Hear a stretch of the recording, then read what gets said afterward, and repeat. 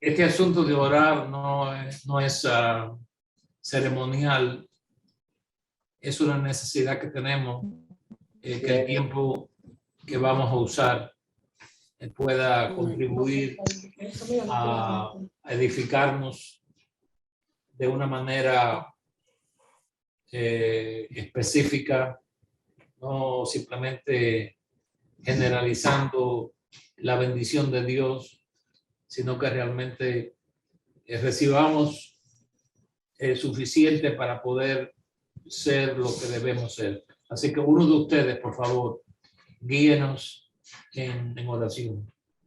Amado Padre Celestial, te damos gracias en esta mañana por poder, Señor, tener este momento tan precioso para nosotros, Señor, poder estar con los hermanos y más que todo estar delante de tu presencia, Señor. Te pedimos que, Señor, que tú ayudes al hermano Alex en estas lecciones que lo va a dar a nosotros y que, Señor, tú abras nuestro entendimiento para que nosotros podamos alimentarnos y llenarnos de estas verdades tan preciosas, Señor. Te damos gracias y te pedimos, Señor, que nos ayuden en esta clase en el nombre de Cristo Jesús. Amén. Amén. Amén. Como una base para lo que vamos a tratar hoy, quisiéramos leer Éxodo capítulo 30, de donde vamos a sacar el fundamento de lo que vamos a presentar, que es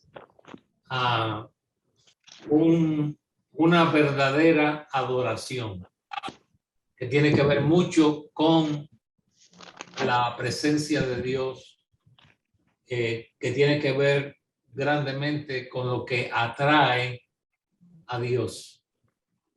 ¿Cómo es atraído Dios a nosotros? ¿Cómo es que Dios se manifiesta? ¿Cuál es el ingrediente o los ingredientes que necesitamos para que Dios haga palpitar nuestro corazón con un ritmo más fuerte?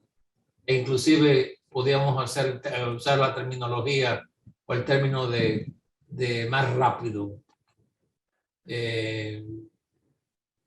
Ibas a hacer una pregunta médica, digo, pero no.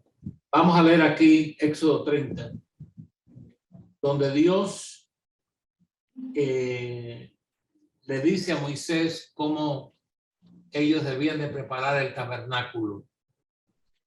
Recuerden de que la idea del tabernáculo no sale de Moisés. No es Moisés quien dice, sería bueno edificar un tabernáculo, una habitación para adorar a Dios.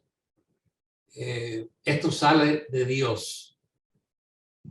Esto nos muestra a nosotros la soberanía de Dios, la cual nunca podemos pasar por alto. Y aquí está, no vamos a leer todo porque claramente era mucho lo que Dios le dijo a Moisés. Pero en este versículo 1 del capítulo 30, Dios dice, harás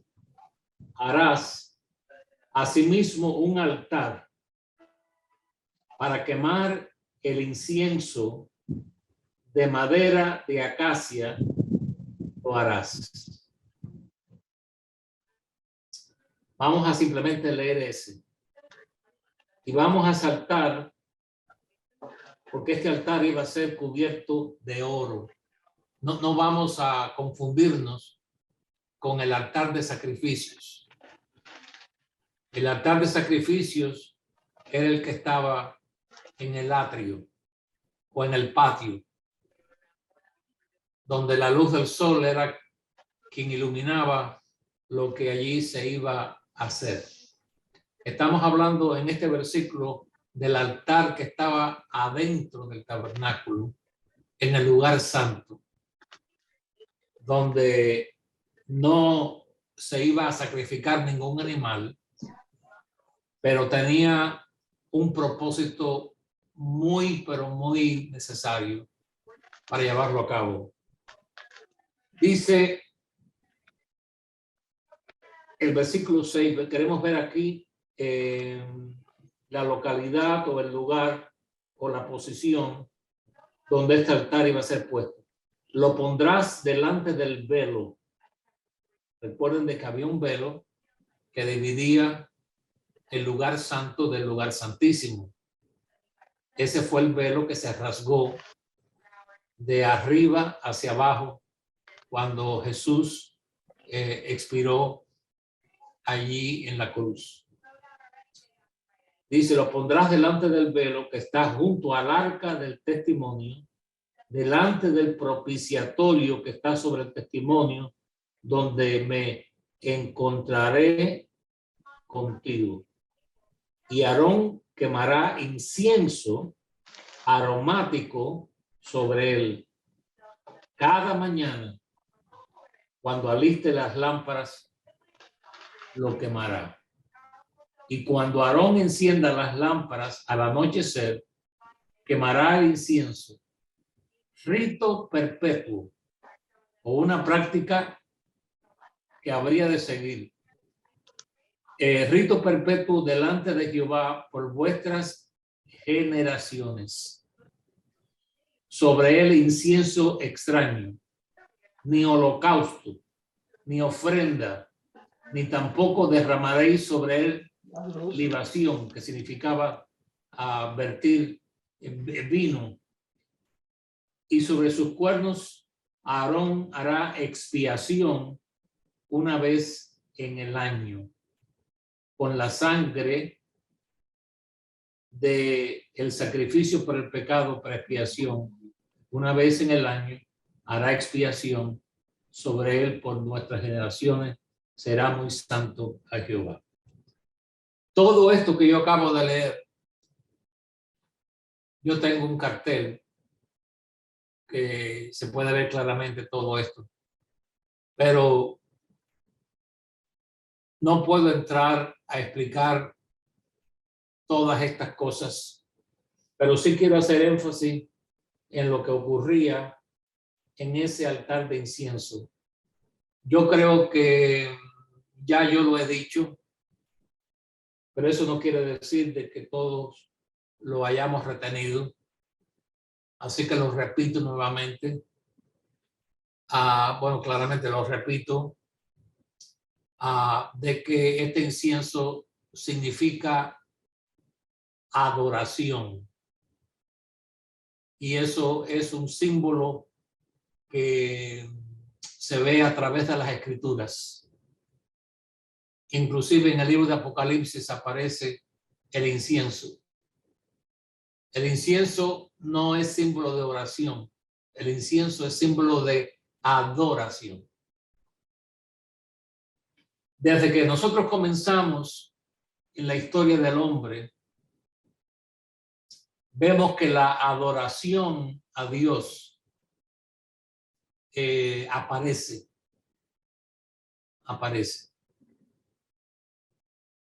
La primera demostración de una manera visible es cuando Caín y Abel se presentan delante de Dios para ofrecer de su corazón una ofrenda claramente de adoración a Dios. No tenemos que entrar ahí, no podemos entrar ahí por causa de tiempo. Pero bien, la adoración sigue a través de las escrituras, a través de todo el libro de Éxodo. ¿Cuál es la razón que Moisés y Aarón le presentan a Faraón para que el pueblo de Israel saliera? ¿Cuál fue? ¿Qué fue lo que ellos dijeron? Porque ellos querían salir. No estamos hablando de que ellos iban a salir en un éxodo, sino que les permitieran salir. Es una pregunta que yo le hago. Salir al desierto para adorar a Ahí Jehová. está. Al desierto, adorar a Jehová. Okay. El propósito de esta ida, a la cual Faraón se opuso, era para ir a adorar a Dios, para adorar a Jehová. Tan importante era esto ante los ojos de Dios, que fue lo que ellos usaron en varias ocasiones. Déjanos ir para adorar a Dios. Inclusive le dijeron, déjanos ir por tantos días y regresaremos. Claramente Faraón se opuso, pero el punto aquí es la adoración. Sigue siendo el tema que sobresale generalmente en las escrituras del Antiguo Testamento. En el Nuevo Testamento encontramos el mismo patrón, desde diferentes ángulos. La adoración a Dios, la necesidad de adorar a Dios. La adoración es lo que nosotros necesitamos para que Dios se haga real. Y no es que Dios no sea real, pero realmente hay algo impactante cuando Dios es adorado en la forma correcta. Cantar no es adoración. Aunque la adoración puede contener cánticos, pero simplemente cantar no es un acto de adoración. La adoración conlleva una serie de ingredientes, los cuales yo no voy ahora a explicar, pero sí quiero, es mi deseo, le pido a Dios que nos ayude a captar esto, porque si no hay una verdadera adoración, entonces vamos a estar esperando en vano ver en nuestro tiempo lo que tanto la iglesia necesita. Y hay varias cosas. Yo les dije a ustedes que yo tenía aquí un libro que no leí casi nada de él. Uno de los mejores libros que yo creo es uno de los mejores, no el mejor, pero uno de los mejores. De los 10 grandes avivamientos que jamás han ocurrido en la historia. Y yo lo tenía ahí en mi oficina y me había olvidado que yo lo tenía ahí, porque yo tengo muchos libros acerca de historias de avivamientos. Junto con eso, hay aquí una lista escrita por el evangelista Bill Meese, donde él hace 20 preguntas en relación a cuál es nuestro conocimiento o entendimiento acerca de este tema que nosotros llevamos ya varios sábados tratando. Y algunas de estas preguntas son, por ejemplo, yo no voy a leerlas todas, pero voy a coger algunas nada más. ¿Cuáles son los resultados de un avivamiento en la iglesia? Y entonces él pregunta, haga una lista de aquellos que usted puede.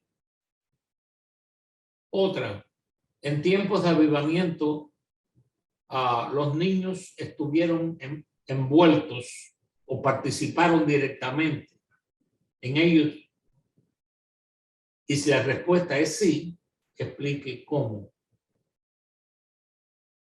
¿Cuáles son los 3 países donde el avivamiento tuvo lugar en el siglo XX? ¿Cuál fue el tema principal en estos avivamientos del siglo XX? Y la respuesta es: doblega a la iglesia y los pecadores serán salvos. Eso es un tremendísimo reto. Doblega. En el avivamiento que hubo en Gales en esos tiempos, este joven a quien Dios utilizó grandemente, donde la historia recoge, hay tanto acerca de esto, donde 100,000 personas fueron salvas. 100,000 fueron salvas. Y la oración de él, cuando él comenzó solo, y después su hermano se unió a él en orar por un avivamiento en Escocia y en Gales. Y el tema de la oración de ellos era: doblégame, oh Dios. En inglés se dice bend me. Bend me. Dóblame, doblégame, oh Dios. Yo tengo el privilegio de tener un video de este hermano cuando ya él era un anciano, donde él cuenta las cosas que ocurrieron allí en Gales y en Escocia. Y él dice que cuando este avivamiento terminó, que duró varios años, dice que él ya no pudo predicar más, que toda su energía y todo lo que él tenía en su salud o de salud como que se quebrantó, porque su espíritu se envolvió tanto en lo que él estaba buscando, de que dice: ya me quedé en una condición que ya yo no pude trabajar más. Ya él había llegado a cierta edad. Pero él cuenta, y hay tantos libros que otros tomaron de la historia para escribir acerca de estos avivamientos que pasaron ahí en Gran Bretaña. Casi todos los periódicos de esa región, en las páginas de los domingos, por ejemplo, que era el periódico que más se leía, una gran parte de ese periódico lo que hablaba era de los sucesos que ocurrían, como cientos y cientos de ladrones, de mujeres de la vida pecaminosa de la calle, eran conmovidos y traídos al arrepentimiento sin que hubiera predicación. Y yo entiendo, creo entender lo que este hermano cuenta. Yo lo veo a él ya como un anciano, pero no luce tan mal, pero él cuenta que interiormente es como si le hubieran sacado todo lo que él tenía en vitalidad. En esta lista dice este hermano, haciendo la pregunta: ¿ha leído usted alguna vez un libro acerca del avivamiento? Entonces, para nosotros que estamos aquí, o en países donde hay, como yo diría, oportunidad, medios para comprar libros rápidamente, dice: ¿ha leído usted un libro acerca del avivamiento en el año que pasó?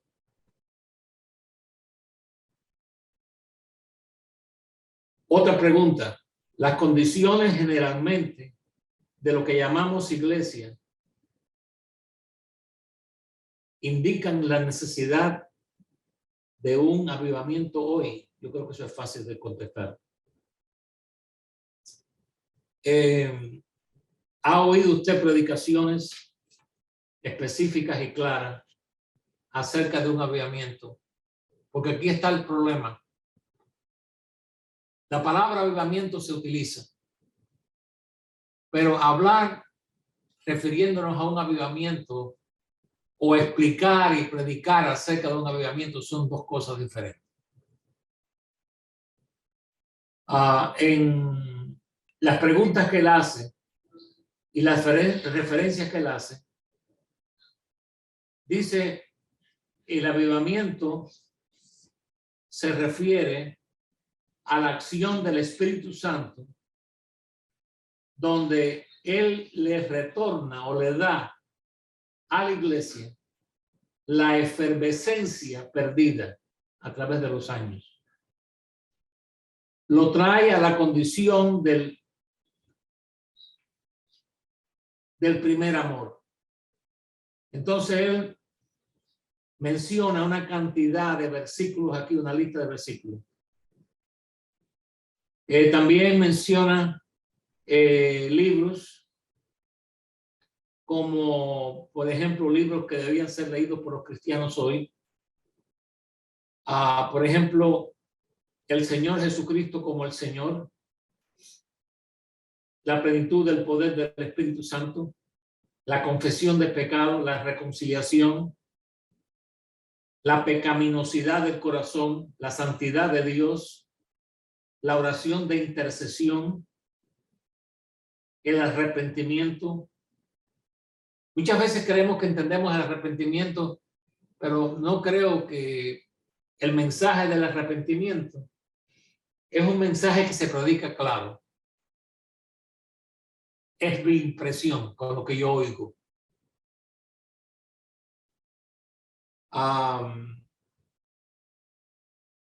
Los niños frecuentemente fueron envueltos o tomaron parte en avivamientos a través de confesar sus pecados. Yo no sé si ustedes jamás han sido testigos de niños de 7 y 8 años llorando profundamente con gemidos bajo los efectos de una manifestación del poder de Dios. Yo lo he visto. Ahora, hay una lista aquí, aquellos que están tomando notas y que tienen los medios para buscar libros, como se dice, online, o sea, a través de los medios que existen, libros acerca de Jonathan Edwards, John Wesley, Jorge Whitfield, Carlos Finney, Sam Jones, Moody, Jeremiah Lampier, R.A. Torrey, Wilbur Chapman, Billy Sunday, Gypsy Smith, Evan Roberts. Evan Roberts es el joven a quien Dios le prometió que 100,000 almas iban a ser salvas, y él oró con esa fe y Dios se lo dio. Duncan Campbell, yo tengo como 6 grabaciones de Duncan Campbell, donde yo lo oigo predicar a él. No es un predicador que usted diría tenía fuego en la boca, pero había una unción de parte del Espíritu de Dios que era inconfundible. Hay muchos libros y hay que tener cuidado de que cuando ustedes busquen libros acerca del avivamiento, no se vayan a confundir con libros que son carismáticos, donde ellos creen que la manifestación de hablar en lengua es un avivamiento. Así que no se vayan a dejar engañar. Ahora, ¿hay alguna pregunta?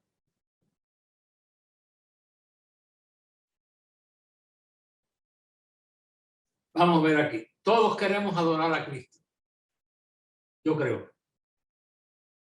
Pero para adorarlo correctamente, tenemos que verlo correctamente.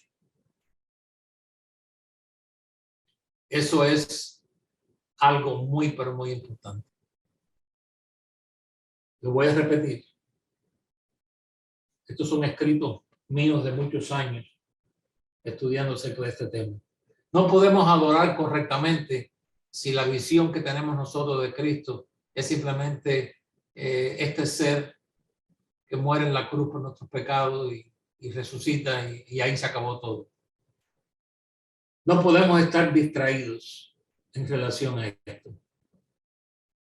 La adoración conlleva algo más que decir tú eres el Dios grande, tú eres el Dios poderoso, nada es imposible para ti. Nuestro corazón, nuestro espíritu tiene que estar envuelto en esto. Tenemos que hacer esto con los ojos de la fe, con el amor del corazón y con la verdad de la palabra. Y con reconocimiento profundo por lo que Dios ha hecho. Y vamos a leer esto en Apocalipsis 4. Ustedes que tienen la Biblia, por favor, abran sus Biblias aquí en Apocalipsis 4, donde Juan tiene una visión de lo que es la adoración. En muchas de sus Biblias van a encontrar donde dice ahí la adoración celestial. Vamos a aclarar algo. Si la Biblia suya dice la adoración celestial, eso no es parte de la Biblia.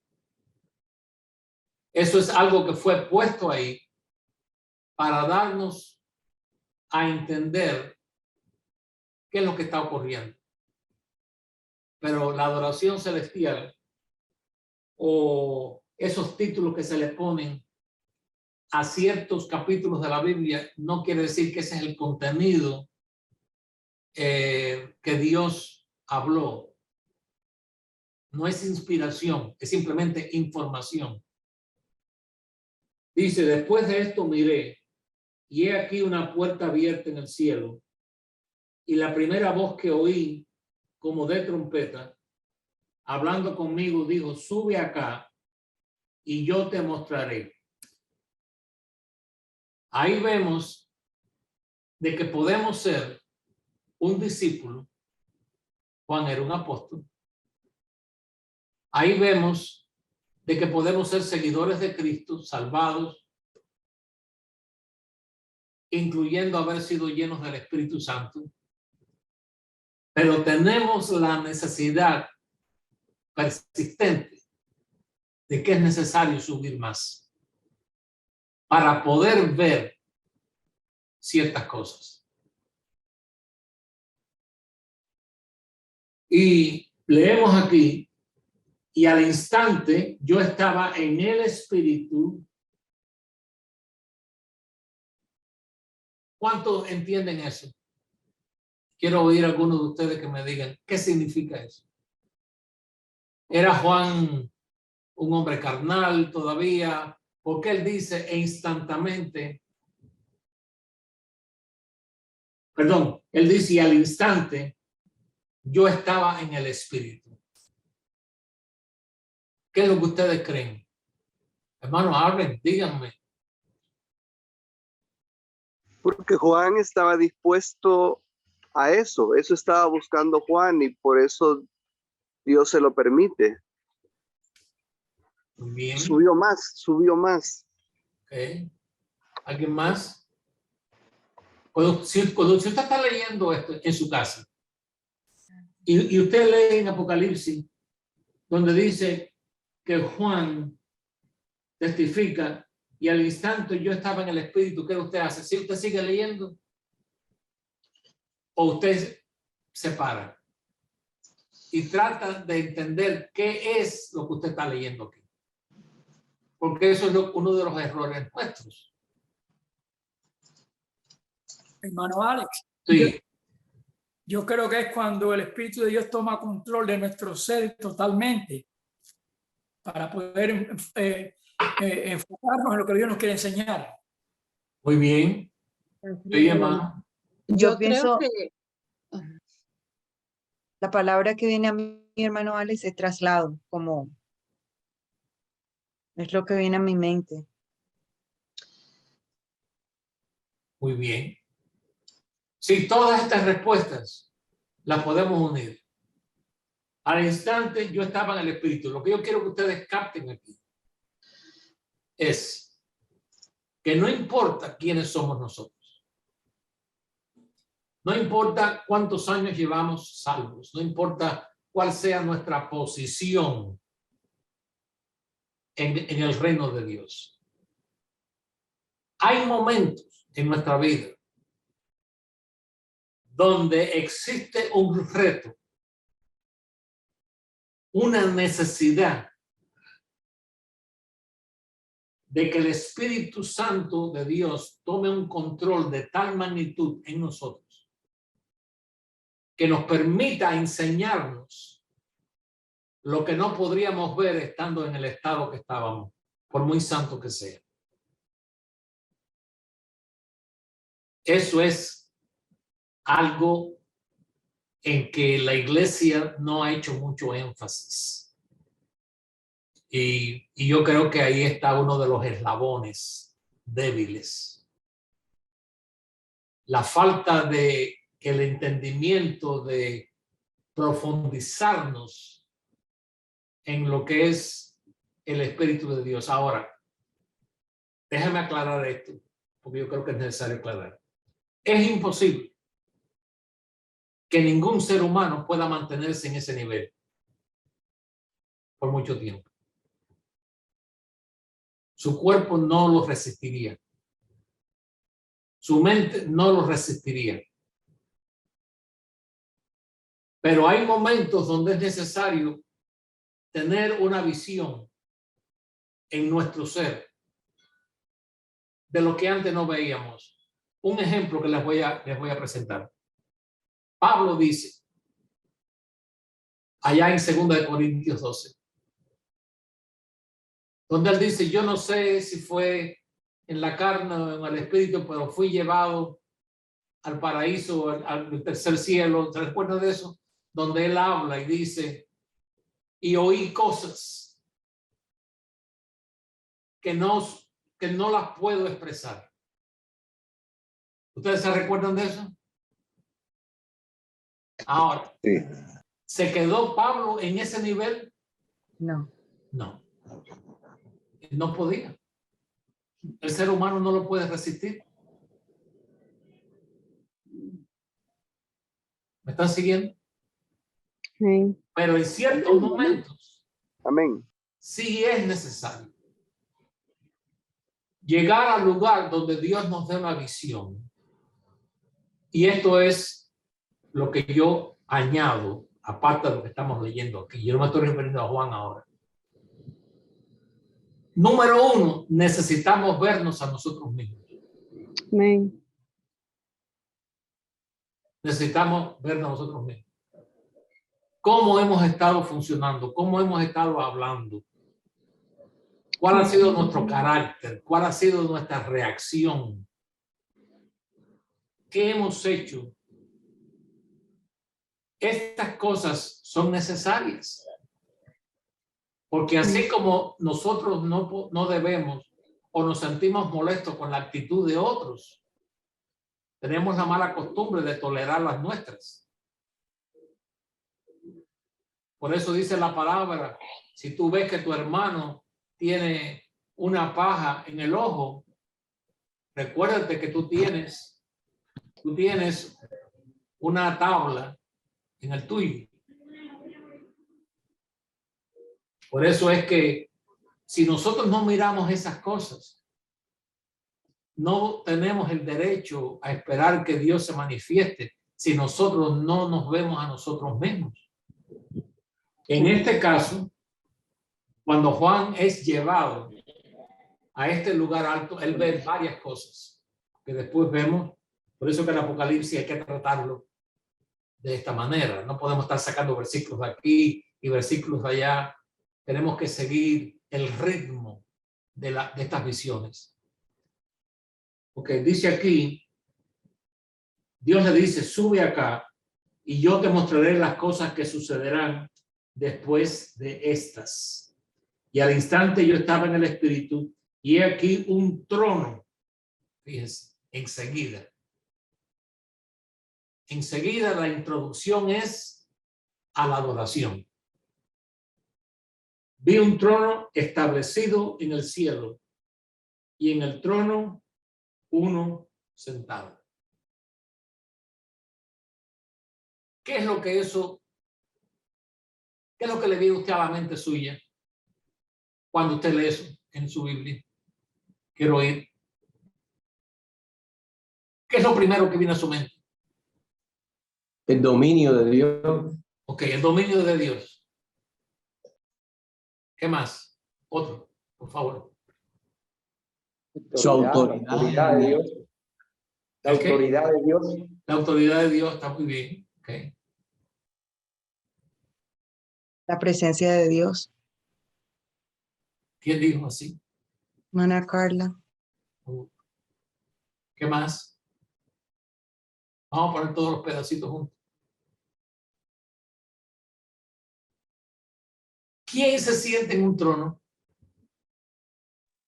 El rey. Reina. Ahí está. El Rey soberano. Dios está en control. Él es rey. Reinando. Él es rey, ¿no? Soberano. Estamos viendo aquí a un rey, al rey. El rey.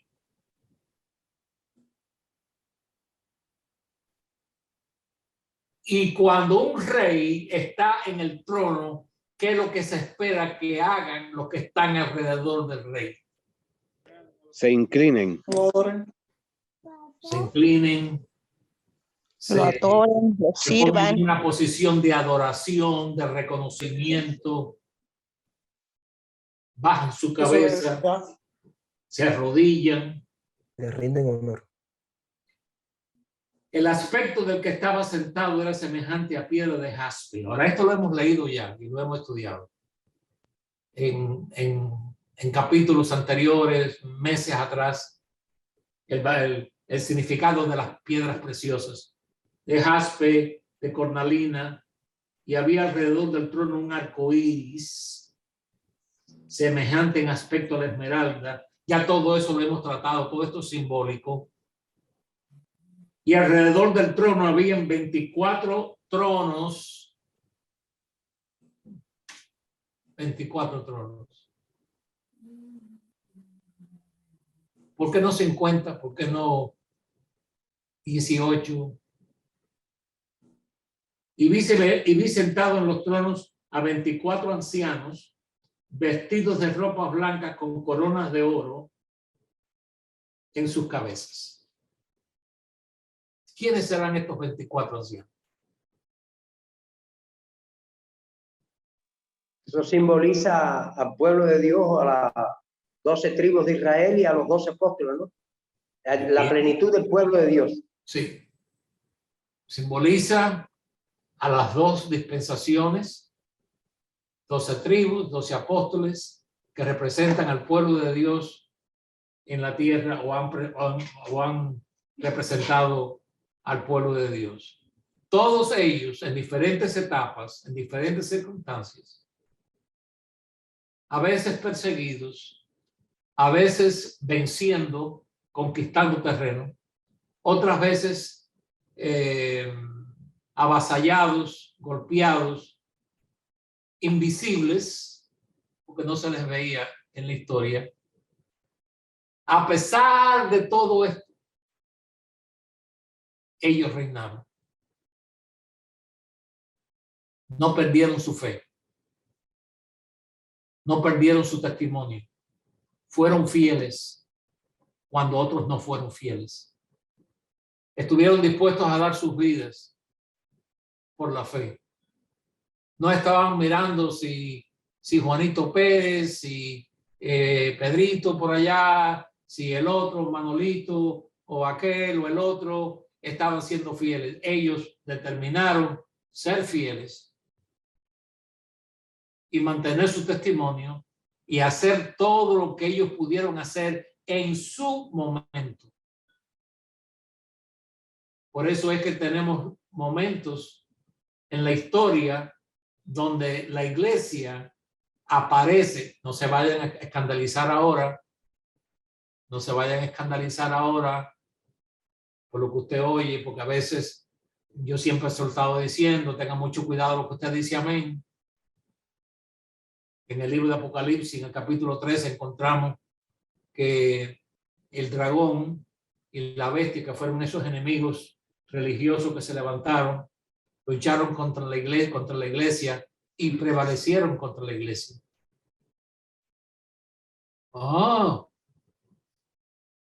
Bueno, pero a mí me han dicho que la iglesia siempre, esa palabra siempre, tenemos que tener cuidado con ella. Hay un dicho en inglés que dice, nunca digas nunca. Never say never. Nunca digas nunca. Ahí es cuando viene a nosotros el ser honestos con nosotros mismos. Y no tratar de irnos por allá arriba cuando sabemos que no estamos por allá arriba. Entonces, estos 24 ancianos que pudieron y que han podido manifestar el reino de Dios. Esta es la iglesia reinante. Y aunque el concepto de la iglesia no aparece hasta el Nuevo Testamento, el pueblo de Dios, el pueblo de Israel en el Antiguo Testamento representa la iglesia del Antiguo Testamento. Si me dejan usar esa palabra. La palabra iglesia realmente significa asamblea. Es lo que la palabra eclesia significa en griego. Porque ahora bien, ellos reinaron, ellos han reinado, por eso es que son dignos. Por eso es que el pueblo de Dios será digno de reinar con Cristo en el cielo un día. Porque aquí en la tierra ellos han estado reinando. Y yo espero que usted sea parte de esos que están todavía reinando. A pesar de los desalientos, a pesar de las lágrimas, a pesar de los malos entendimientos, bueno, no sé, los malos entendidos se dice, a pesar de las burlas, a pesar de los desalientos que muchas veces han venido, a pesar de los golpes, a pesar de las preguntas que Dios ha permitido. En medio de todo eso, usted está venciendo. Y le debe dar gracias a Dios. Señor, he pasado por mucho. Y creo que todavía estoy pasando por bastante. Pero por tu gracia yo reinaré. Porque anteriormente yo reiné.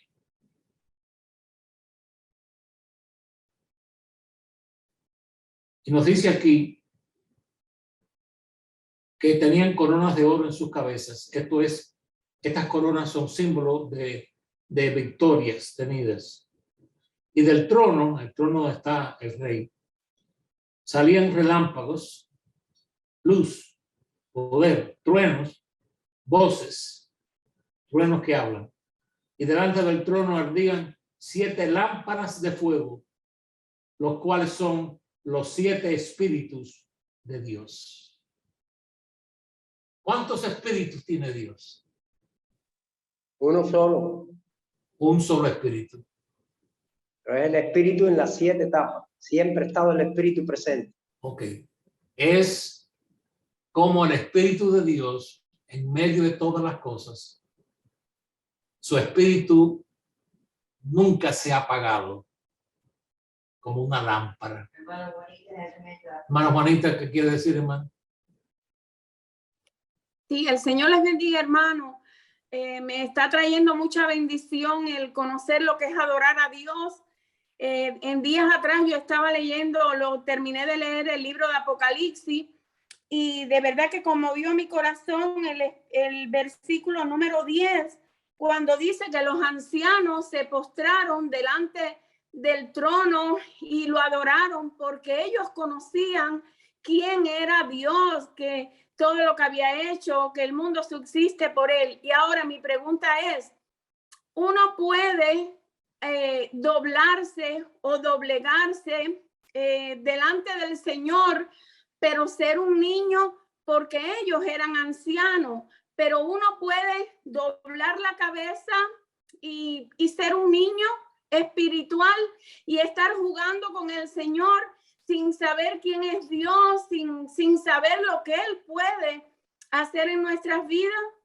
Esa es mi pregunta. Bueno, lo del niño vamos a ponerlo a un lado. Esto de anciano significa que están representando, no estamos hablando aquí de individuos, están representando generaciones de hombres de Dios, mujeres de Dios, que están y han estado tomando una posición de responsabilidad como un anciano lo hace, a quien se le puede encargar, que tiene también sabiduría. Recuerden que a Jesucristo se le llama el anciano de días, ¿no? Se le llama anciano de días. Y en medio de todo esto, aunque me estoy adelantando un poco a lo que yo quería o quiero llegar, es de que todos nosotros no tenemos grados de ancianidad. Esta es una pregunta muy sencilla. ¿Cuándo usted se vuelve un anciano? En la vida. Porque cuando yo tenía 14 años, alguien para mí de 40 años era un anciano. Y decía, 40 años. En la Biblia es un anciano cuando ya madura en el Señor. Podría tener 15 años de edad, pero ser un anciano maduro ya que conoció y se doblegó al Señor. Muy bien, eso es espiritualmente, pero mi pregunta es en la vida literal, física. ¿Cuándo uno es un anciano? Cuando uno deja de hacer las cosas que los niños hacen. Ahí está, muy bien. Que Pablo dice, cuando llegué a ser hombre, dejé de hacer lo que era de niño, ¿no? Cuando uno deja la... Eso es madurez, eso es madurez. Porque, por ejemplo... El infantilismo. Sí, hay niños hoy que pueden verlos a ustedes, que aquellos que tienen 45 años ya más o menos, como ancianos. Como que eso es una edad, figúrese que eso está tan lejos, no se dan cuenta que no abrir y cerrar de ojos, y ellos van a tener 30. Entonces ya cuando usted ve, cuando usted tiene 35 años, ya 40 años ya no es anciano. Entonces llega a los 40 y dice, oh, los 60, usted va a 60, cuando viene a ver, están los 50 y ya 60 no es tan, como yo diría, tan lejos. Tan lejano. No, mira, fulano tiene 60 años, ya llega a los 70 y bueno, ya yo estoy ya, figúrese. Entonces yo pienso, ya yo no pienso que los 80 años, oh, eso ya es terrible. No, estoy pensando en los 90. En los 90. Pero, y eso es en la vida física. En la vida espiritual, la madurez espiritual, la experiencia, las lecciones que hemos aprendido, los golpes que hemos recibido, los golpes de cabeza que nos hemos dado, pues nos enseñan, nos muestran. Pero lo importante de esto es, volvemos al punto, en que podamos reinar. En medio de todo esto podamos reinar. Amén. Y no sé, hermana Juanita, si eso es suficiente o no, pero... Sí, amén, hermano. Bueno. Dice aquí, versículo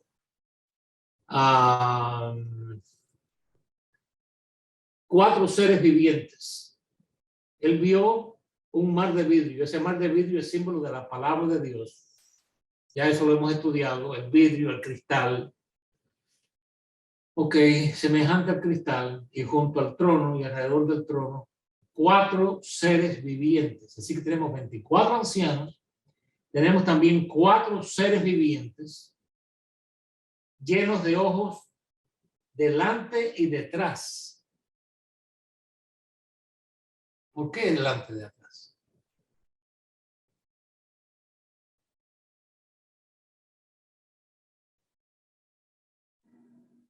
Porque ven hacia el pasado y hacia el futuro. Ven en todos los sentidos, en todo el tiempo.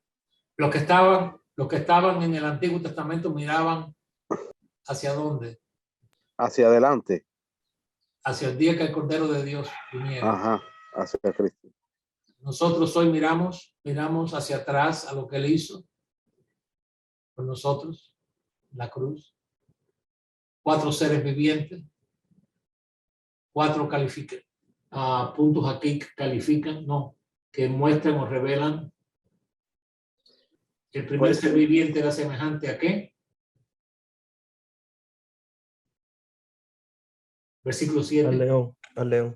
Bueno, no creo que tengamos que abundar mucho en eso. Cristo es llamado el león de la tribu de Judá. El león es el rey de la selva, se le dice. Es el más fuerte, el más temido, que desgarra. El trono de Salomón tenía una cantidad de leones puestos allí, hechos de mármol, que subían por el trono. Ok, esa es la parte de la iglesia cuando comienza, como un león, rugiendo, conquistando, destruyendo todo lo que está a su alrededor. Después encontramos aquí a un becerro. Esta es la parte de la persecución donde la iglesia es perseguida y como un becerro tiene que sufrir. Después encontramos aquí como cara de hombre. Eso es cuando la apostasía entra. La apostasía entra, pero hubo una iglesia en medio de la apostasía donde el hombre quiso tomar control, donde también enseña la parte humana de la iglesia, que no somos ángeles, no somos seres divinos, necesitamos a Dios. Águila, un águila volando, el águila. Hay un mensaje acerca del águila que yo quisiera predicar. El águila, su visión. El águila que puede volar hacia el sol y no se ciega. Porque ninguna otra ave puede volar. Por ejemplo, un falcón o un halcón. Yo no sé si las palabras son correctas, pero bueno. Que a veces se vuelven enemigos de un águila, pero ellos no tienen lo que el águila tiene, porque el águila tiene como si fuera anteojos, espejuelos, lentes de sol. Y puede volar hacia el sol y no se ciega. El águila aparece una y otra vez hablándonos de discernimiento. Necesitar ver atrás de lo que otros dicen, pero no son. Quisiera entrar ahí, pero quiero llegar a esta parte. Los vivientes tenían cada uno 6 alas y alrededor y por dentro estaban llenos de ojos y no cesaban día y noche de decir: Santo, Santo es el Señor Dios Todopoderoso, el que era y el que es y el que ha de. ¿Qué dice? Venir. Entonces, ¿estaban en el cielo o estaban en la tierra? La tierra. Sí, porque si ha de venir, ellos no pueden estar en el cielo. Es la iglesia esperando a Cristo, que tiene todos estos calificativos. ¿Se puede utilizar calificativos? El que ha de venir. Pero a pesar de todas estas características y todas estas situaciones, Dios sigue teniendo una iglesia. ¿Cuánto nos ama Dios? ¿Cuánto nos soporta Dios?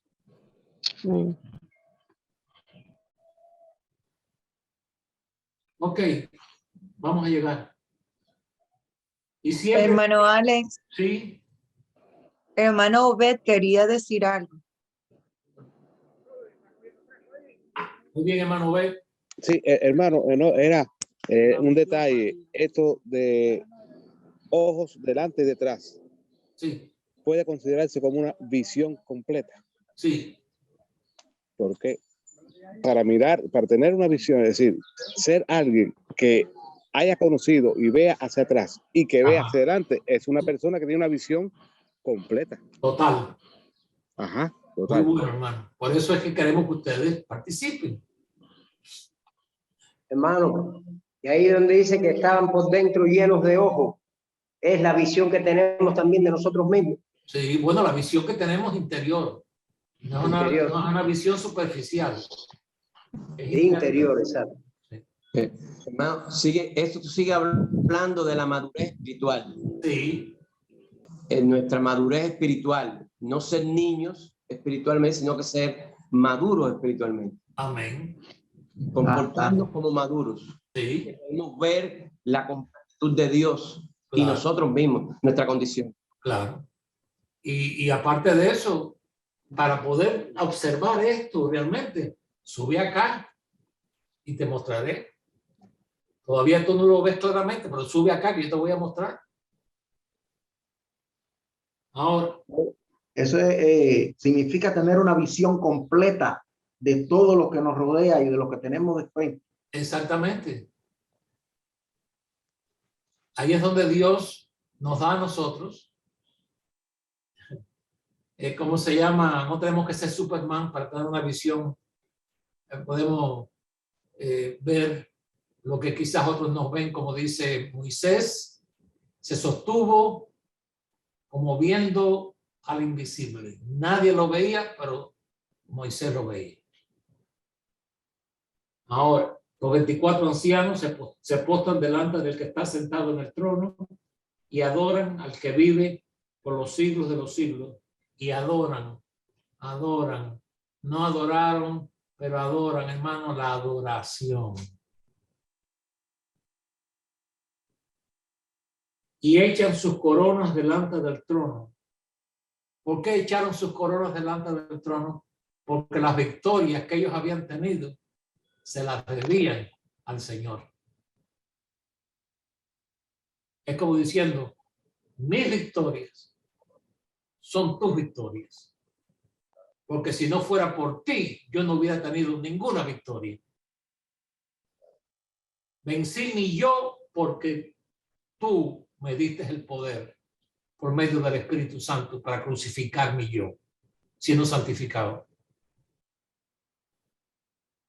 Vencí mi lengua porque me bautizaste con tu Santo Espíritu. Esa victoria es tuya. Siempre hemos dicho que la lengua es un peligro grande y nunca me olvido de la mujer que fue conmovida. Yo no sé por qué hay tantos cuentos de mujeres. Parece que alguien aquí tiene una tendencia en estas historias. Pero vino el pastor en el culto, estaban dando, le dijo, hermana, ¿a qué usted viene, hermana? Dice, a traer mi lengua al altar. Y el pastor miró el altar, que era bien largo, y dice, yo creo que el altar es suficientemente largo para que la ponga. Gloria a Dios.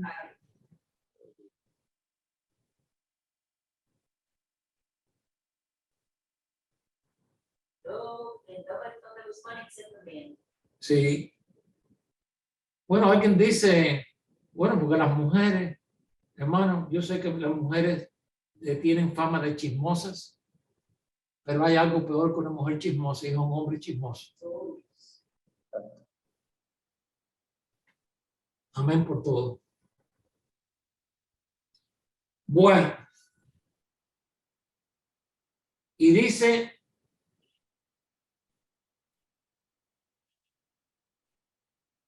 los 24 ancianos se postran delante del que está sentado en el trono y adoran al que vive por los siglos de los siglos y echan sus coronas delante del trono diciendo, Señor, digno eres de recibir la gloria y la honra y el poder, porque tú creaste todas las cosas y por tu voluntad existen y fueron creadas. Y si saltamos al capítulo 5, déjeme inyectar esto aquí. Lo voy a inyectar porque no vamos a leer esto después. Versículo 13. Cuando él ve esta multitud, que eran millones de millones, le decían a gran voz, estoy leyendo capítulo 5, versículo 12, que decía a gran voz, el cordero que fue inmolado es digno de tomar el poder, las riquezas, la sabiduría, la fortaleza, la honra, la gloria, la alabanza y todo lo creado que está en el cielo y sobre la tierra y debajo de la tierra y en el mar y en todas las cosas que en ellos hay. Oí decir al que está sentado en el trono y al cordero, sea la alabanza, la honra, la gloria. ¿Se da cuenta usted con la repetición? Y el poder por los siglos de los siglos. Los 4 seres vivientes decían amén. Y los 24 ancianos se postraron sobre sus rostros y adoraron al que vive por los siglos de los siglos. Adoración, adoración, adoración. Y es muy difícil cuando estamos o tenemos una visión de esto. Esto es una visión. Escuchen esto para terminar. Es muy difícil. Bueno, para mí lo es. Quizás para usted dice, no, yo estoy mascando chicle, yo estoy bien. Ok. Pero para mí es difícil. Una vez que uno tiene una visión de esto, conformarnos con lo que está pasando. Amén. Es muy difícil. Para mí lo es. Porque es imposible ver esta gloria, este poder, lo que Dios le muestra a Juan. Porque lo que Dios quiere hacer, Dios quiere manifestarse a su pueblo más que lo que nosotros queremos. Porque nosotros no podemos tener una idea. ¿Usted sabe quién conoce el valor de Dios? ¿Quién conoce el valor de Dios? Solo Dios. Nosotros no sabemos el valor de Dios. Y Él es tan grande en su majestad. Pues que la palabra grande no es la palabra adecuada. Podemos usar la palabra glorioso, podemos usar la palabra indescriptible. Pero cuando Dios hace el mundo, nadie está diciendo amén. Entonces Él mismo dice amén. Él se dice amén a Él. ¿Y qué dice Él cuando Él hace las cosas? Qué bien me quedó. Y vio Dios que la luz era buena.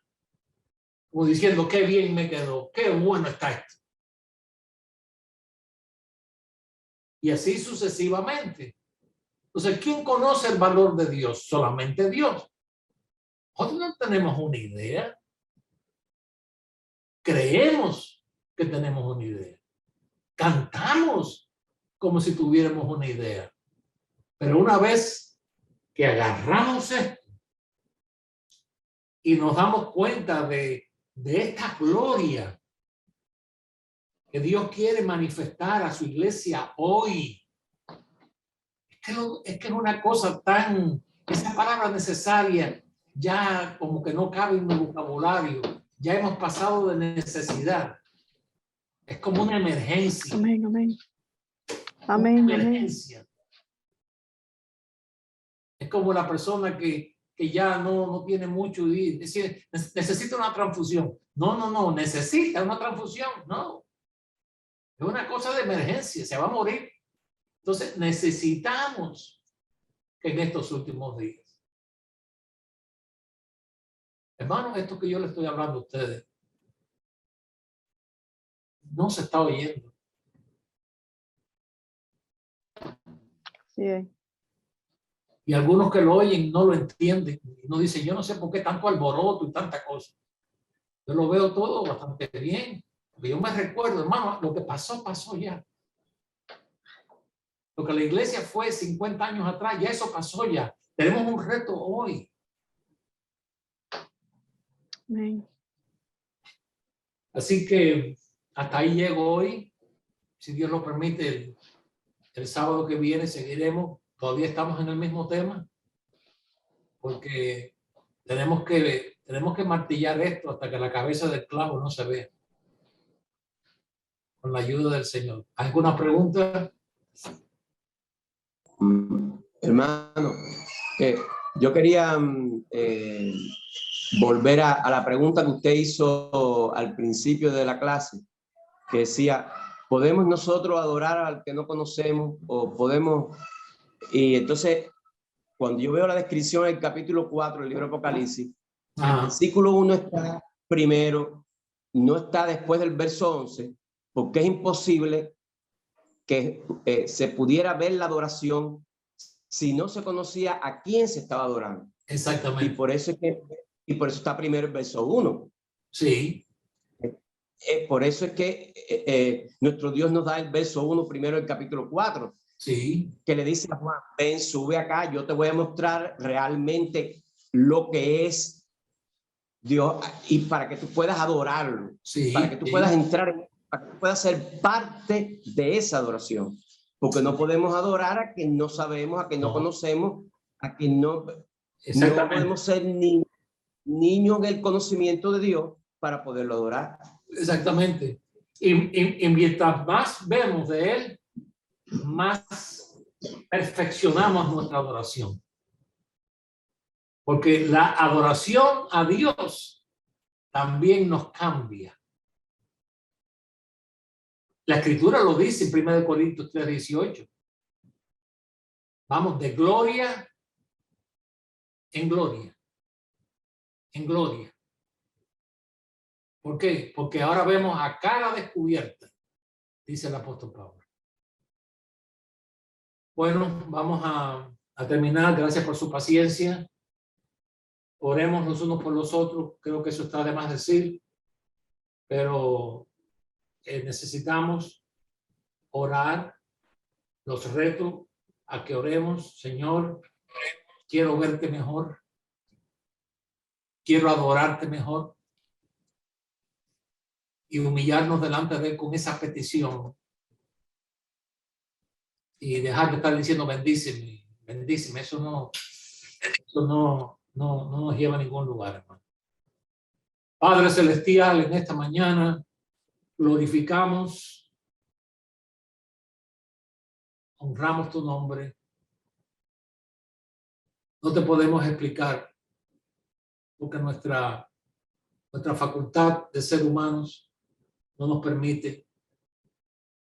Pero, oh Señor, en lo que entendemos y lo que comprendemos, queremos ascender en nuestro espíritu para poder nosotros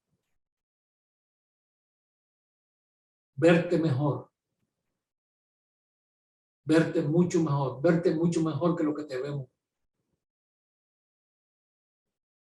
Estamos en una situación realmente muy peligrosa hoy, Señor, por causa de una generación que viene pisándonos nuestros pies.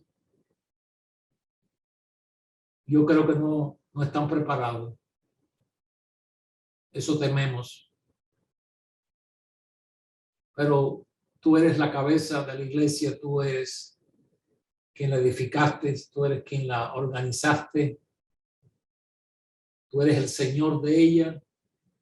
Nosotros no somos dueños de la iglesia, es tu iglesia. Digo, como cabeza que eres, nos sometemos a ti, oh Rey de Reyes y Señor de Señores. Gracias por estos hermanos que los sábados nos reunimos para compartir las Escrituras y exhortarnos unos a otros, alentarnos unos a otros y poder, Señor, llegar a esa estatura que tú deseas de cada uno.